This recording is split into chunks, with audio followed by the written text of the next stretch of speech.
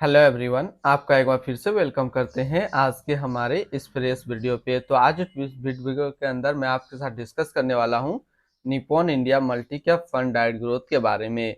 इसमें मैं आपसे डिस्कस करूंगा कि ये जो म्यूचुअल फंड है इसने पिछले 1 साल, 3 साल, 5 साल या फिर एनुअल रिटर्न क्या दिया है, आज के डेट में इसका एक एनएवी का प्राइस क्या है, ये कितने स्टार रेटिंग म्यूचुअल फंड है, इसमें आप मिनिमम एसआईपी अमाउंट क्या लगा सकते हैं और इसका फंड साइज क्या है। साथ ही साथ मैं आपसे डिस्कस करूंगा इसके अंदर कौन कौन सा स्टॉक लिस्टेड है, और अगर आप इस म्यूचुअल फंड के अंदर कुछ पैसा जमा किए होते तो पिछले 1 साल, 3 साल, 5 साल में आपको क्या रिटर्न देखने को मिलता। और लास्ट में मैं आपसे डिस्कस करूंगा कि क्या हमें Nippon India multi cap fund diet growth के अंदर इन्वेस्टमेंट करना चाहिए या फिर नहीं करना चाहिए। अगर आपने ऑलरेडी इन्वेस्ट किया है तो क्या आप अपना एसआईपी या फिर लमसम को कंटिन्यू रखेंगे या फिर इससे अपना पैसा निकाल लेंगे। सबसे पहले हम लोग बात कर लेते हैं इसकी 1 साल के रिटर्न के ऊपर में। तो 1 साल में जो रिटर्न दिया है वो 55.65% का रिटर्न है।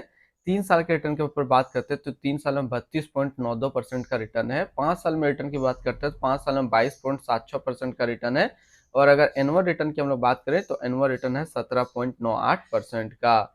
अब हम लोग एनएबी के ऊपर बात करते हैं तो आज के डेट में इसका एक एनएबी का प्राइस है 296 रुपये 26 पैसा। रेटिंग की बात करते हैं तो इसको किसी प्रकार का रेटिंग नहीं मिला हुआ है। इसमें आप मिनिमम एसआईपी अमाउंट 100 रुपये का लगा सकते हैं और इसका फंड साइज है 30,500 करोड़ का।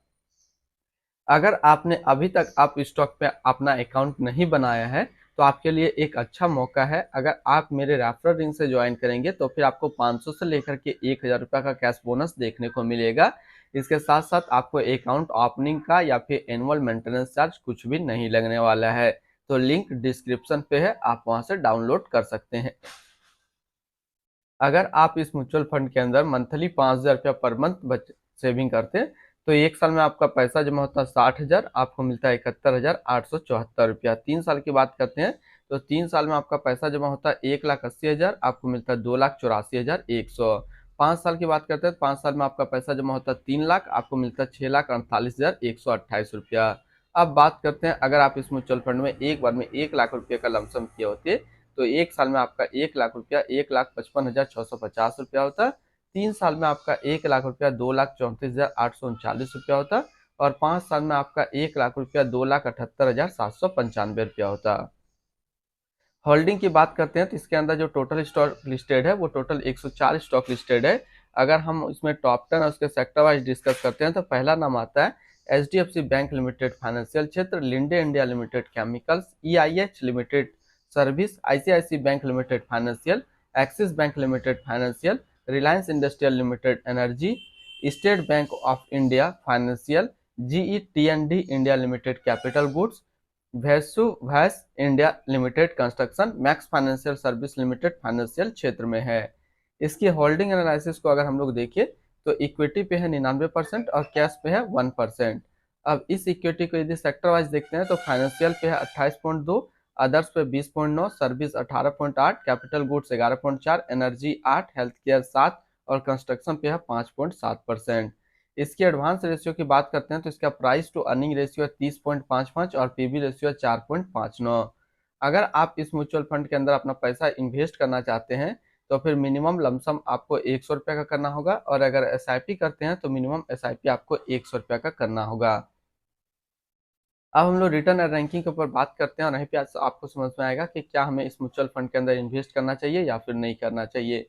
सबसे पहले हम लोग बात कर लेते हैं ये जो म्यूचुअल फंड है इसका जो फंड रिटर्न है 1 साल में 55.6 का, 3 साल में 32.9 का, 5 साल में 22.8 का और एनुअल है 18 का। वहीं पे इस कैटेगरी का जो एवरेज रिटर्न रहता है यानी कि equity multi cap mutual fund का 1 साल का जो रिटर्न रहता है वो 47.9, 3 साल में 22.8 और एनुअल डाटा अवेलेबल नहीं है।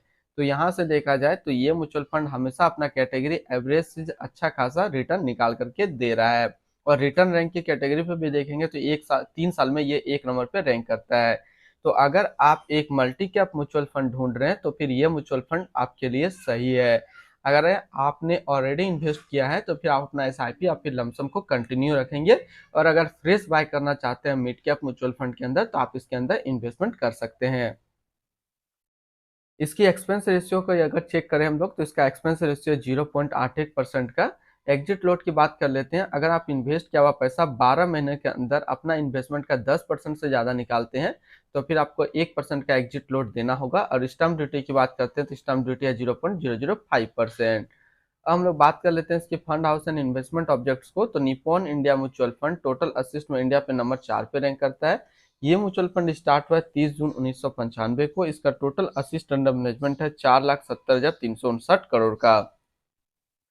बात करते हैं Nippon India multi cap fund eight growth. ये एक इक्विटी म्यूचुअल फंड है जो कि लॉन्च किया गया है निप्पॉन इंडिया म्यूचुअल फंड की तरफ से। ये म्यूचुअल फंड स्टार्ट हुआ है 30 जून 1995 को। सलेश राजभन अभी इसका करंट फंड मैनेजर है। इस फंड का करंटली असिस्ट अंडर मैनेजमेंट है 4,70,360 करोड़ का और लेटेस्ट में भी है 296 रुपये 26 पैसा। बात करते हैं Nippon India multi cap fund eight growth. ये एक काफी हाई रिस्क म्यूचुअल फंड है। इसमें मिनिमम एसआईपी अमाउंट 100 रुपये का सेट किया गया है और मिनिमम लमसम भी 100 रुपये का सेट किया गया है। अगर आप इन्वेस्ट किया हुआ पैसा 12 महीने यानी कि 1 साल के अंदर अपना इन्वेस्टमेंट का 10% से ज्यादा निकालेंगे तो फिर आपको 1% का एग्जिट लोड देना होगा। तो आज इस वीडियो के अंदर मैंने आपके साथ डिस्कस किया Nippon India multi cap fund eight growth के बारे में। फिर मिलते हैं हम लोग नेक्स्ट को इस तरीके का वीडियो की अच्छी जानकारी को लेकर के।